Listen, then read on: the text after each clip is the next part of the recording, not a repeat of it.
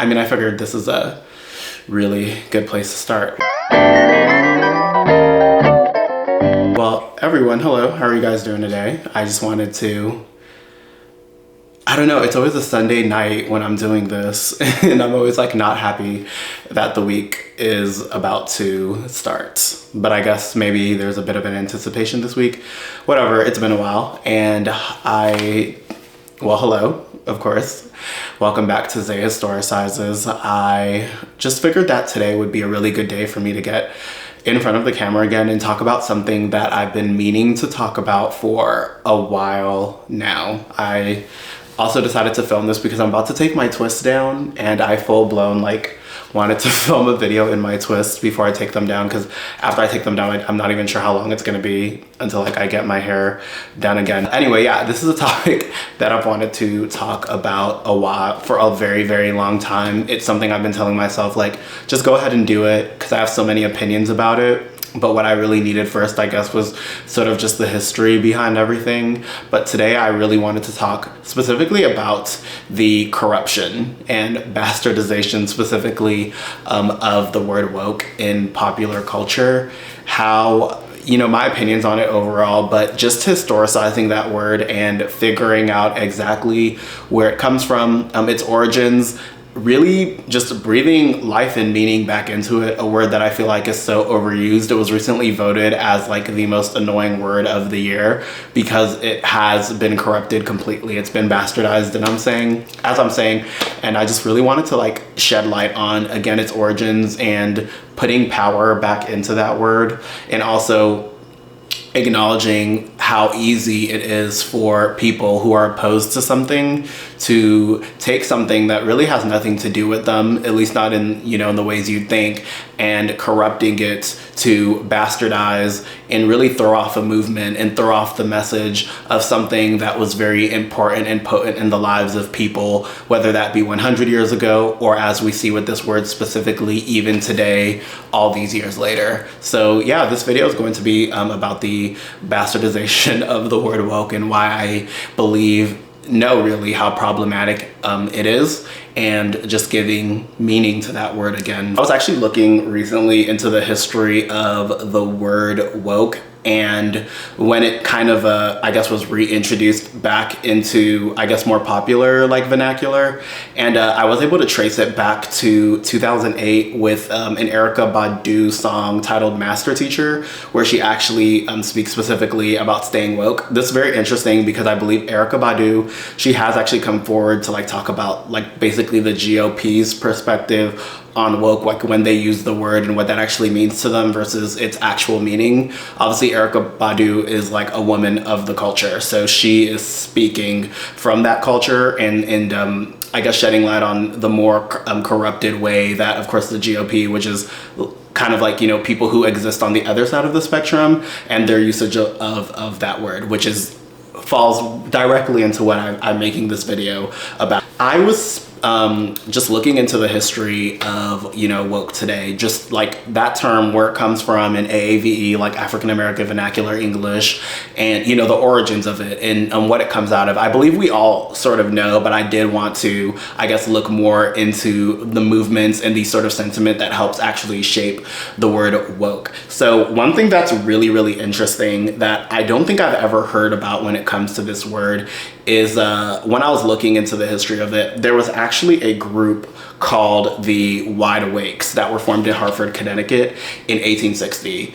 So the Wide Awakes were a group that was formed, actually it was formed mainly by like Northern Republican, like young white men. And it was a movement that sort of like harpened on a political identity, like, you know, a more concrete political identity, which I believe they felt that they were lacking at that time in the mid 19th century. They really became more of a forefront of conversation and things in 1860, and that was because of their support for the 1860 Republican candidate, who would have been Abraham Lincoln at that time. Abe Lincoln had given a speech where he condemned slavery in particular, and it was around that time where you had a lot of these men who referred to themselves as the Wide Awakes. They really came to support him. They started protesting. There were a lot of marches that they were doing in a lot of places like Massachusetts, Connecticut, a lot of like the northern states that were, you know, they were, to be part of the Union, they didn't really have like slavery and things like that. So you have the Wide Awakes as this group emerge in the mid-19th century, a movement made up mainly of young white men for, like, you know, just a political goal and to have this concrete political identity. You do have like sort of like counter movements that occur in the South, because a lot of Southerners view the Wide Awakes as sort of like militant Northerners that are very staunchly like anti-democrat, anti-states' rights, anti-slavery, and things like that. In 1860, there is a march of Wide Awakes that occurs in Massachusetts, and a lot of the participants actually are Black men, which also stokes up further, you know, fears in the South, you know, for Southern Democrats. And that's when you do have the rise of like Minutemen in particular in the South. It's sort of like a counter movement against the Wide Awakes. I will also say the Wide Awakes never actually really use the term woke, or specifically to be awake. At least it's not something that I was able to find in my research. I will say my research was not the most in-depth when it came to the Wide Awakes, but I don't see them actually use that term. However, the term and just their name in of itself, like to be wide awake, definitely alludes to that. You know, this is a movement of political and social consciousness in the mid-19th century, when the United States is in a period where, you know, things are incredibly divisive. You know, the Northern Republicans versus the Southern Democrats. You were basically getting to a point where the South is, you know, getting ready to secede from the United States in general for the purpose of states' rights or whatever they call it. And the idea that they named themselves the Wide Awakes definitely alludes to that idea of being awake politically, awake socially, this political identity that these young men are forming for themselves in the mid-19th century. So I definitely wanted to shed light on the Wide Awake, because I think that's a movement I've never learned about specifically. I don't know if you guys are familiar with that, but it's definitely my first time running into it here. But it 100% feeds into the idea of being woke, being awake politically. That was just sort of like a backstory on the Wide Awakes, I feel like very little known political movement that occurred with like Northern Republican youths in the mid-19th century. When it comes, however, to the way that we use woke today, what I was able to trace it back to was actually a speech from Marcus Garvey. And Marcus Garvey is one of the fathers, definitely, of like Black nationalism. He was somebody that like supported like the Back to Africa movement, but he was somebody who pushed for the self-determination of Black people in the United States, you know, the Caribbean, Latin America, Africa in particular. And in 1923, he actually, in a speech, says specifically for Ethiopia and Africa to stay awake. I wanted to harp on the importance of that because while doing my research, I was sort of like stumbled into something referred to as Ethiopianism. And Ethiopianism is something that emerged in the late 19th century. It was a movement by a lot of Black Christians to separate themselves from like more white Christian movements and organizations where they were sort of like second class. Ethiopianism seeks to understand Christianity from the perspective of Ethiopia, because Ethiopia is a very ancient Christian nation.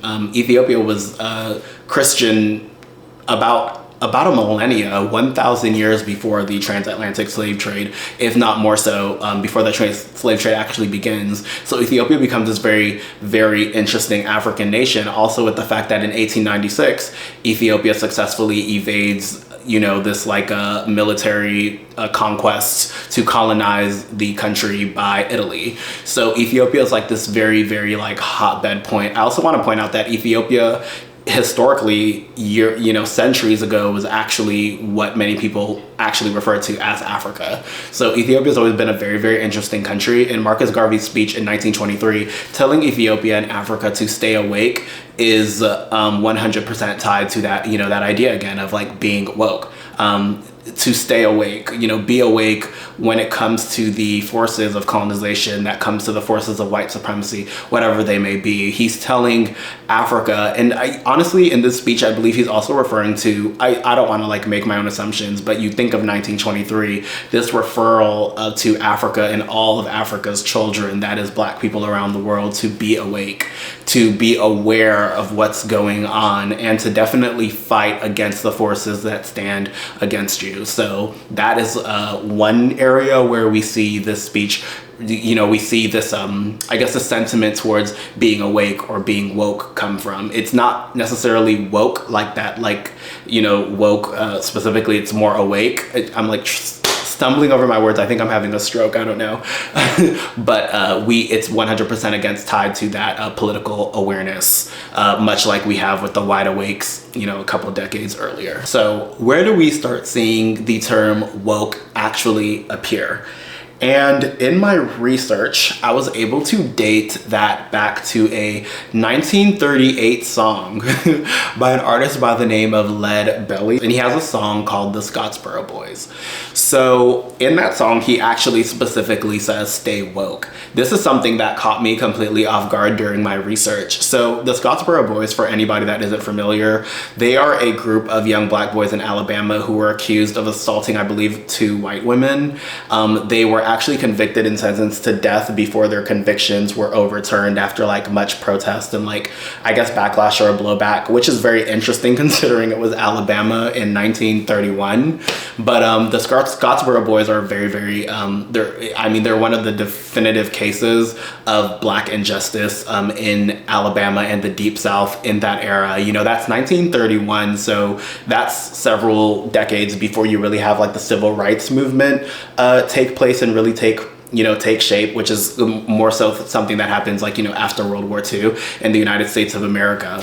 But Lead Belly, in that song, he actually specifically says, "Stay woke." He also mentions that he had met, I believe, like maybe the attorney or some of the people who were like representing those boys. And he's telling them, to be aware. He's saying, to be aware, be honest with what's going on. And Lead Belly has this quote that I wanted to like read because it's like very, very short and sweet. But he's basically saying, "I advise everybody to be a little careful when they go down there. Stay woke, keep your eyes open." He's referring to Alabama in the 1930s. This is a quote he made in 1938. Alabama is a lot like Mississippi. I think when we think of the civil rights movement, we think of that era, what it meant to be Black in America, what it meant to be Black and poor in America, to be marginalized and disenfranchised and completely maligned by the society you exist in. We think of Alabama and Mississippi as like faces of those states, and to exist in Alabama as a Black person in the 1930s, that idea to stay woke and to stay aware is so important. Knowing where you are, it's almost like situational awareness. If you've ever heard of like the Green Book of Travel, which a lot of African Americans used in the Jim Crow era when they were going to be traveling long distances, this idea that you were traveling, you may have been going on vacation, you may have been visiting family, whatever it is, you had to be aware. There were towns you could go to that you may have only been welcome there during the day, but then at night you had to leave, sundown towns, and all these other places that you had to be aware of. You think of like the Emmett Till case, and Emmett Till, who was actually from Chicago but was just visiting family down in the South, and in the process was murdered, and his murderers were actually acquitted by an all-white jury. That's what Lead Belly's referring to. That is where that term woke comes from, that political, not necessarily political, actually I want to say social awareness, because we also have to remember that African Americans would have been completely politically disenfranchised in that era. So he's actually referring more so to like a social awareness.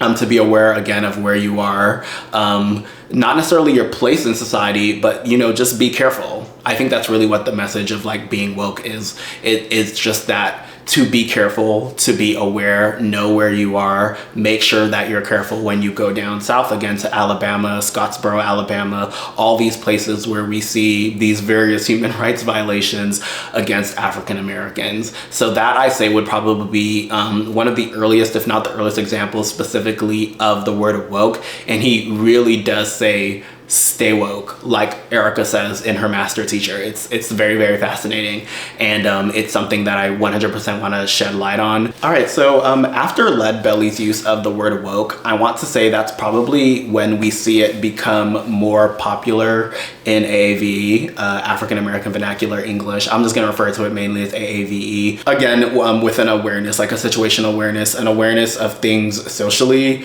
and I want to say definitely maybe for like even like African Americans who lived in like northern urban areas, who may have been more educated and had more political access and like capital, it could have also referred to like that political awareness. And we do see it actually sort of like, you know, become a part of like even protest in particular. So in 1940, you actually, in West Virginia in 1940, you have a black mine workers union. And after discovering that they are being paid less than their white counterparts, they, there's a very interesting quote where they say, "We were asleep, but we will stay woke from now on."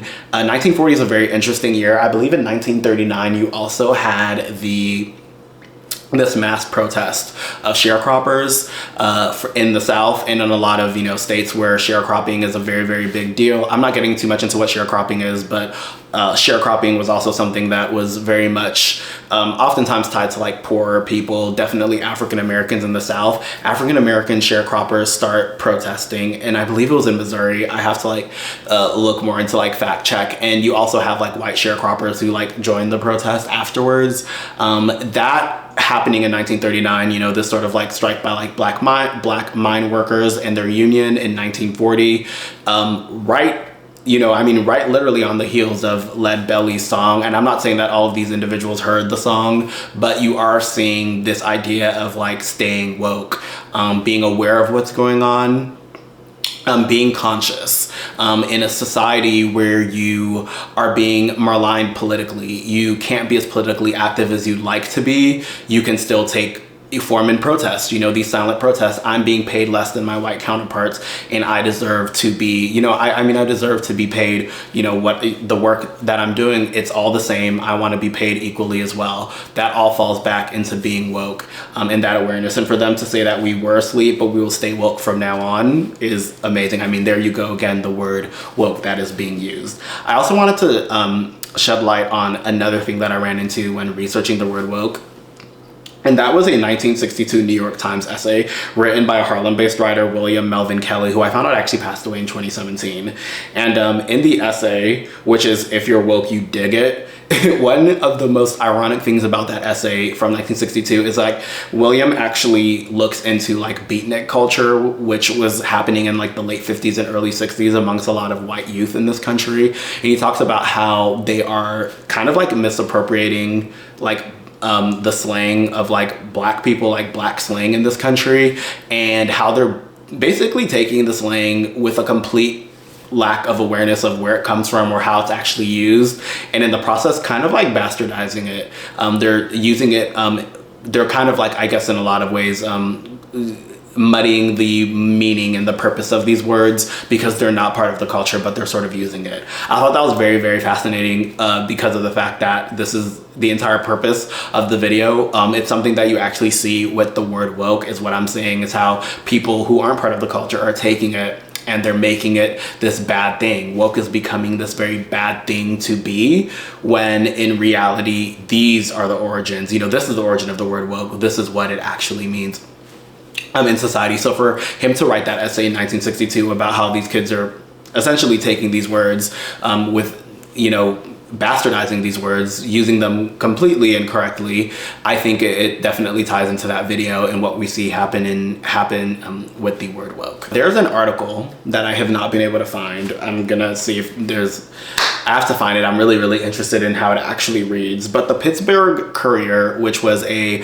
magazine, it was an African-American magazine that ran obviously out of Pittsburgh. In 1967, they actually had an article titled "The Negro is Woke." And 1967, that is the late 1960s. That is an era where you have a staunch political and social awareness happening amongst African Americans around the country. 1967 is the year that Loving versus Virginia was passed. And in 1967, you're getting sort of to the end of, the civil rights movement. Loving versus Virginia was like the last major civil rights act that was passed. You had, Brown v. Board in 54. You have the Voting Rights Act in 1965. You have the Civil Rights Act in 1964. So you have like all this movement, but things get a little more militant. In 1966, you actually have the founding of the Black Panther People's Party. So that is an era where you are having a more militant and definitely an approach to civil rights that is, at least for like the greater, more mainstream culture, is a little more, it's seen as a little more edgy, a little more dangerous. You have a lot of young Black men in particular who are part of the baby boom generation who are coming up, and they're saying F it, like a lot of people of their generation, to like society's old ideals and, the way that we approach things as a society historically. And for the Pittsburgh Courier to have that article, the Negro is woke, part of me wonders if that article specifically, and again, I'm still trying to find it, refers to, that greater movement that you're seeing sweeping across the nation that only amplifies as you get later into the 1960s. You have the ghetto riots of 1968 after the assassination of Martin Luther King Jr. Even like soul style, like the afros, the dashikis, like the Africa bracelets and emblems. There's like all these things that are happening. You think of like the Wax Sax documentary in 1972, or like, Harlem, you have like the Harlem Festival in 1969, which is sort of like referred to as like the Black Woodstock. It's like that era of like this growing political and social consciousness in Black America. And I kind of wanted to give like light to that article, like the Negro is woke. Again, that idea of woke is being politically and socially aware. I want to say like, again, back when, Lead Belly made the song, I want to emphasize that a lot of that was more social awareness because of political disenfranchisement. However, once you get into the late 1960s, you're coming into the early 1970s, it becomes both. It is that awareness of, being both politically and socially aware. In 1971, you have the Garvey Lives play, and it's written by Barry Beckham, who's actually still alive. I looked him up, he's still alive. I forget, a lot of these people, like, this history is very, very recent. A lot of these people are like, they are either still alive or they died very, very recently. And in that, Barry Beckham, and he writes in the line, he says, "I've been sleeping all my life, and now that Mr. Garvey done woke me up, I'm gonna stay woke, and I'm gonna help him wake up other Black folk." So obviously by this time, this is the 1970s, Marcus Garvey's already passed away, but he's like hearkening back to Marcus Garvey, who, like I said, was like definitely one of the pioneers of like Black and African nationalism in the world. And to be in this era, 1971, when this is, these sentiments are becoming more popular, they're becoming a larger part of pop culture, for him to harken back to Marcus Garvey and the idea of staying woke, it was like, Marcus Garvey done woke me up. Like these ideals, this awareness that is sweeping across Black America in that era. You also, again, you're seeing that usage of the word woke. And he definitely says here, like, I'm gonna help him wake up other Black folk. So when I say like this is of the culture, this is what I'm trying to say. It is a word that came out of AAVE, and it is a word that is supposed to describe the awareness in these, the stories, and it comes out of the Black American experience, period. So regardless of whoever's using it, regardless of however it's been bastardized, I just want to keep reminding people where this word comes from, what it was originally intended for, which is what it will always be intended for, period, and how it is important for us to not remove the meaning and thus remove the power and weaken the significance of the term woke. And Barry Beckham's 1971 play, Garvey Lives, is a perfect example of that. For him to say, I'm gonna help him wake up other Black folk, this is definitely, he's speaking specifically to ADOS, African Americans in this country and their experience, and for them to be aware You know, and again, in that tribute to Marcus Garvey. So that's sort of like, yeah, that background on the word woke, at least as it existed before like its revitalization in the social media era.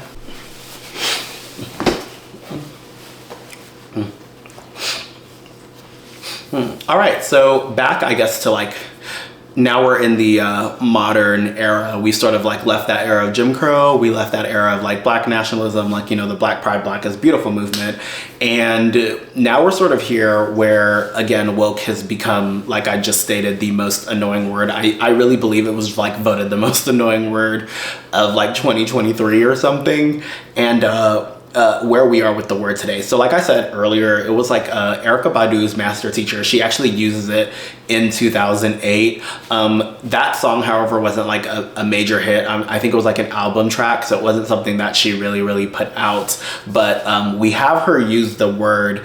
And then coming into the 2010s, you essentially have all the tools, like it's like almost like all the ingredients to make that word like go boom. So as somebody who was a teenager in that time, you know, I was 14 years old in 2010. I was there when all of this was happening, and it's actually really crazy to look back at, you know, that like social movements. Like it wasn't until I was sitting down actually like doing this research here where I'm like, that's crazy, like the way social movements happen, and you sort of just sit there like, okay, listen y'all, my camera just overheated. I have no idea, I have not used it in so long, but it just said it overheated. Anyway, back to the video. So picture it, it's 2014, Obama is on his second term comfortably, Frozen has the children of the world in a chokehold, and moms as well, sorry. We are, from whatever reason, discussing that Ellen Oscar selfie. Happy by Pharrell is literally never not on the radio or being played somewhere, sometime. And I'm getting ready to graduate high school. That was the year that I graduated high school, in 2014. You know, just I guess to put you guys in 2014 for you young folk. But yeah, so 2014, I was 18 years old. And again, I started this video earlier with saying that was basically when I came into the awareness of the word woke. So in 2014, you had two very like pinnacle, I guess you can say, two very pinnacle murders actually that happened to really like help boost the Black Lives Matter movement. So I said in 2013 you had the acquittal of George Zimmerman in the murder of Trayvon Martin in Florida. That happened in February of 2012 when I would have been about 15 years old. And in July of 2014, well in 2013 when he's acquitted, that's when you sort of have the beginning of the movement, because Black Lives Matter would become a movement that would help sort of like shape, you know, the social political culture of the 2010s. And in 2014, in July, you actually have the murder of Eric Garner, and that is in New York. And then in the month after that, in August, you have the murder of Michael Brown in Missouri. So those two those two deaths are very pinnacle in sort of like the life cycle of the Black Lives Matter movement. But I did want to bring them up as well because all of that happens like literally right before I'm getting to college, before I start my first semester. And I went to a PWI. I ended up graduating a PWI, even though it wasn't that school in particular. But I do remember the Black Student Union, you know, as exists in PWIs, the protest that they would sponsor. And the Eric Garner and Mike Brown deaths are very important because of the sort of like chants or rallying cries that they inspire. For Eric Garner, it's "I can't breathe" because he was choked to death by the officer. And then in Mike Brown, it's "hands off, hands up, don't shoot," because of, you know, him basically surrendering and being shot to death by the police officer. So again, huge movements, huge outcry. And those are like the rallying chants that we use when, like, you know, the protests actually start that semester. That's also like the year that like Dear White People came out, and I remember that movie being like mad controversial. Like it was something I never actually saw, but I remember being like, dang, like that was like the era where I guess for a lot of us, like we go to college and we become woke, like we become aware, and we start having conversations that we didn't have previously. I want to like give a weird shout out to like the Yik Yak app though, because like Yik Yak was the trenches, it was the ghetto. I don't know, like if it's like still a thing with college kids today. I saw that like it was revitalized or like started again in 2021, but in 2014, in 2013, 14, 15, I guess it was like a really, really, really popular college app. So when I started college, Yik Yak was like mad popular. And I remember like the Yik Yak messages that were happening when like we would do these protests. Like when I tell y'all the racism was real, like it was actually crazy, because I'd be like, damn, like that's really how like y'all feel about us. Like that is so, it was just wild. Like it was an awareness for me to be like, I go to school with these people, but because the app was anonymous, like people would full blown be racist,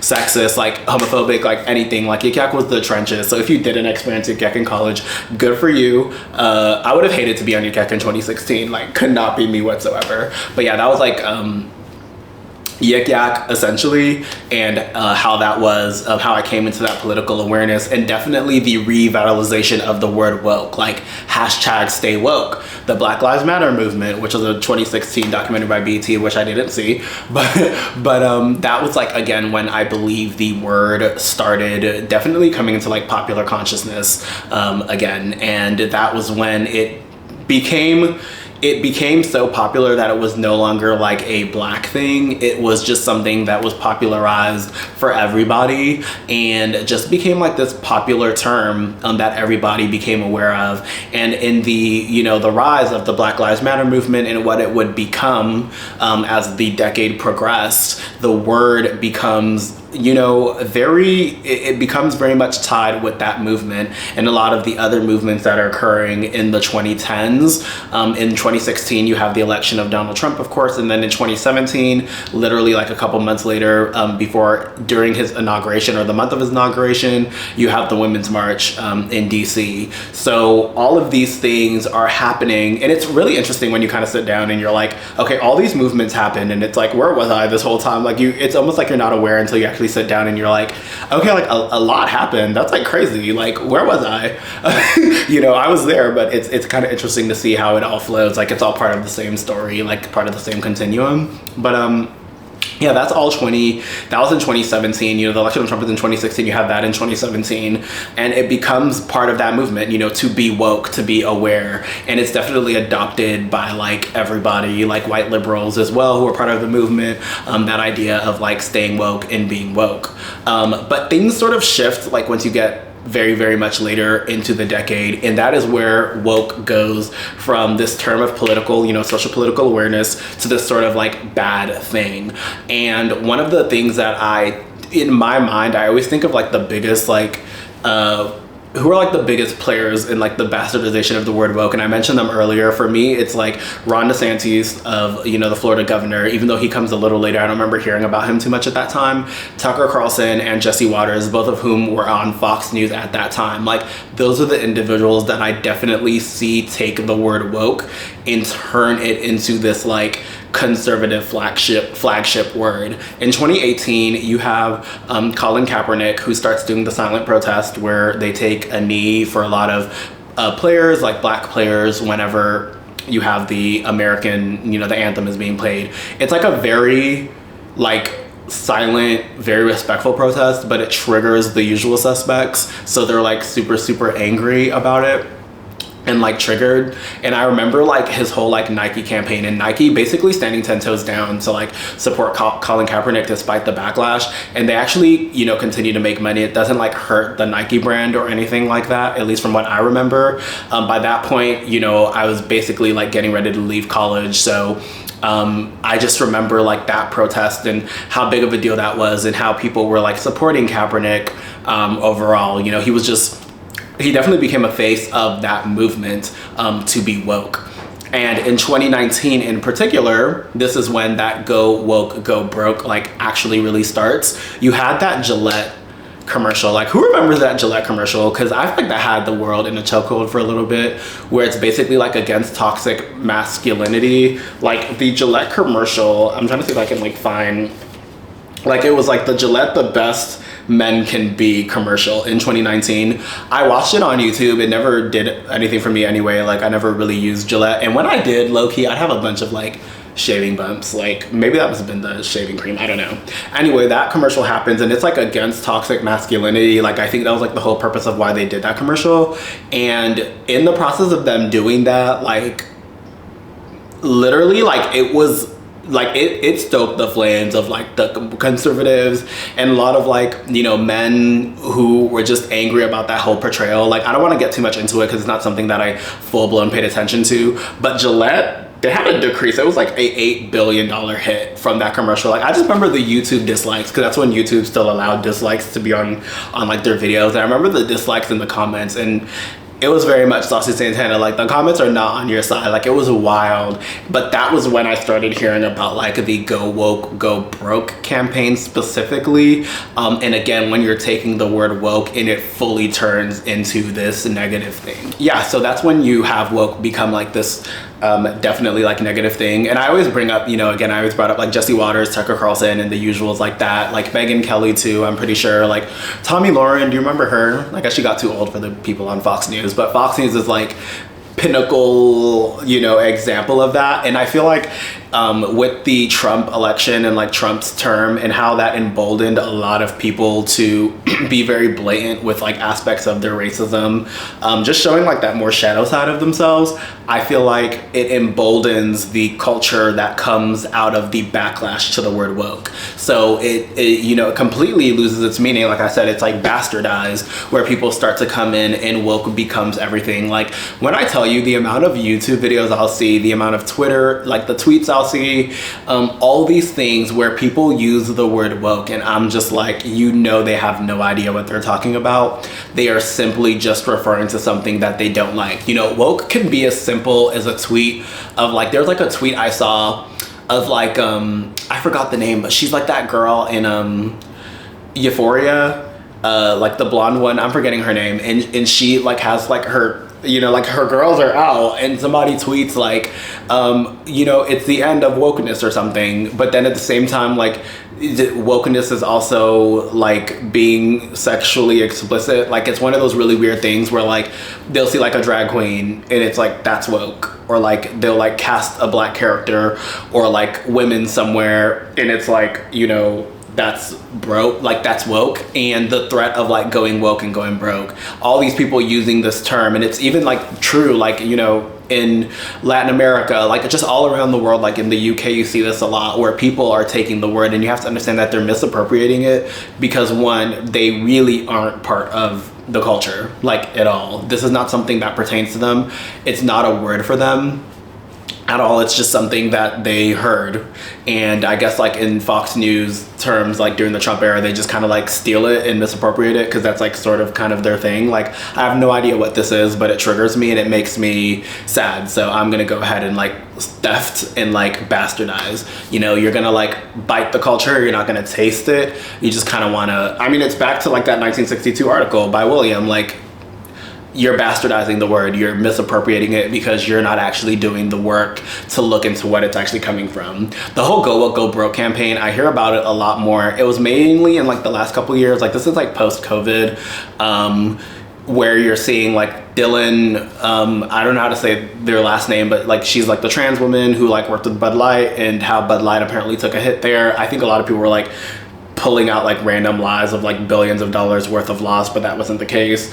You see it with Target, like boycotts. You see it like with Disney boycotts, like just Go Woke, Go Broke, like this fear that conservatives and people on the right are going to, you know, boycott something because they feel like it's woke, aka there's something I don't like there, and it's a woke thing. I just want to remind people though that at the end of the day, you know, we're looking at the where woke comes from, and I literally mentioned the Lead Belly song from 1938 based off the Scottsboro Trough from 1931. The likes of Jesse Waters, Tucker Carlson, these individuals, I'm assuming they were born sometime in the 70s. Like these are things that happened way before any of these people were born. This was a term that was used before any of them even got here. In the grand scheme of things, they're just distractions. They're really irrelevant when it comes to, you know, when it comes down to things at the end of the day. And you do not get the privilege to take a word that means something to so many people coming out of an era of quite literal social political marginalization and disenfranchisement, and then in 2015, 2016 be like, well, I don't like that word, so I'm going to make it mean this instead. You know, it's actually very sinister what you consider when you consider what's actually happened to the word woke recently. And I even see like people reacting to like woke content or woke channels or like woke cringe. And sometimes I see a lot of Black content creators themselves participating in that. And I'm just like, you have to be, there's that part of you that's like, you're completely unaware of what you're participating, and it might be something you're laughing about, it might be like a kiki at the moment, but at the end of the day, like what you're really doing is you're contributing to the bastardization of a word that has a very, very real and deep meaning. This is a powerful word that comes out of a very, very powerful and pendant history, and what you're doing is basically saying it's a joke. You know, we're going to allow people to take this word and, you know, whitewash it essentially because of the fact that they're sensitive, honestly sensitive snowflakes at the end of the day, who can't handle any bit of criticism or any bit of diversity, anything that threatens, I guess, their identity as Americans. It's just one of those things that it always frustrates me when I do see people participate in it. But that is definitely, again, I want to say the Trump era and the Trump administration is that time where I think the word is completely bastardized, even up to, you know, by Trump and Mike Pence and, you know, everybody in his cabinet. They bastardize the word because they don't know what it is. All they know is that it represents something that stands against their ideal. I think I'm ready to go to sleep. It's been a while. But yeah, I just wanted to, yeah, like definitely shed light on that. I do want to say one of the biggest ironies about the anti-woke campaign though is the fact that they're exactly what they call themselves. They are anti-woke. These are people who work 100% against awareness. Their attack on, you know, queer people, queer representation, their attack on like critical race theory in particular, which literally is not necessarily a theory, it's just history. Their attack on all these things, especially when you have the attack on education, like let's say the, you know, bills and things that are being passed in Florida, like that's like a hotbed example under Ron DeSantis, who's one of the, you know, suspects I mentioned. Everything they do is very much anti-woke. So when they call themselves anti-woke, they are exactly that. They move to keep people asleep. They move to keep people unaware. Their whole purpose is to make sure that those who listen to them and those who are essentially, you know, part of that movement, is there is a lack of awareness there. Do I think that any of these people have ever decided to go and historicize the word woke with, you know, people like Lead Belly or Marcus Garvey? Of course they haven't. You know, are these people, you know, none of them are actually doing the work to look into the history to this. Everything about them is honestly about rage baiting. It's about getting a reaction, but it's about taking something that belongs to another culture and bastardizing it to soothe their own insecurities and whatever they may be feeling in themselves. So it is very ironic, of course, that the anti-woke campaign is just that. It's the definition of anti-woke. They move for the purpose of keeping people asleep and making sure that people are not aware politically or socially. And it's not just even necessarily tied to race. I mean, you think about the movements in this country that are also tied to, you know, economic success, economic prosperity, you know, wealth disparity in this country. So many of the things that we're facing today, yet we have all these distractions that are meant to separate us and keep us separate as people instead of work, you know, because at the end of the day, I feel like we all want the same things. But when you listen to these movements, you see what they are about. You know, whether it's about queer people or Black people, the Black Lives Matter movement, the immigrants, anything like that. It is, these people exist as distractions to keep people asleep instead of having us, you know, awake, truthfully, to work towards that greater purpose. And maybe, you know, part of me, you know, maybe there's a part of me, you know, I'm overlooking something, but I just find it very ironic that the anti-woke people who are so staunchly anti-woke are exactly what they call themselves. They're anti-woke. They're very unaware. They're not doing the work to educate themselves. And because of that, they are making sure that those who listen to them and those who, you know, pay attention to them, their fan bases, are very, very asleep. That is the whole purpose of the movement that they've, you know, curated in the last maybe 6-7 years now. That's just what they've been doing. Obviously, I'm not falling for it, but a lot of people have, and it's really unfortunate. But I think we have to remember what woke means, what it comes from. Being woke is a good thing. Period. There's nothing bad about it. It's about being politically aware. It's about being socially aware. It's about just situational awareness in a society that may seek to keep you in a specific place. That's what being woke is. And no amount of right-wing trigger is going to change what a word meant 100 years ago, because that word has the exact same meaning and relevance today as it did when Lead Belly recorded that song in 1938. All right, y'all. I think that's it for me. I really do need to go to sleep. Ati is over there. I'm gonna bring my cat on camera one day. She'll probably hop on, but that's it for me. I'm ready to go to sleep. I have work tomorrow. But yeah, I just figured that this was the time for me to go ahead and make that video. My ideas about woke and the whole woke agenda, which is something that I 100% will always support. Please be woke, guys. Be woke, be aware. Make sure that you're educating yourself. Never take anything at face value. Make sure that you're historicizing things. That's like the whole purpose of this channel. I always say that. I've been saying that since 3 years ago once I was filming videos. You know, be aware. Make sure that you're aware of what's going on. Be woke. Being woke is not a bad thing. It does not mean you're a snowflake. It doesn't mean you're sensitive. It just means that you know what's going on. And as human beings, we need to know what's going on. I mean, it's for our survival. So yeah, be woke and enjoy your days. I'll see you next time. Yeah. Anyway, yeah, enjoy your day. Bye.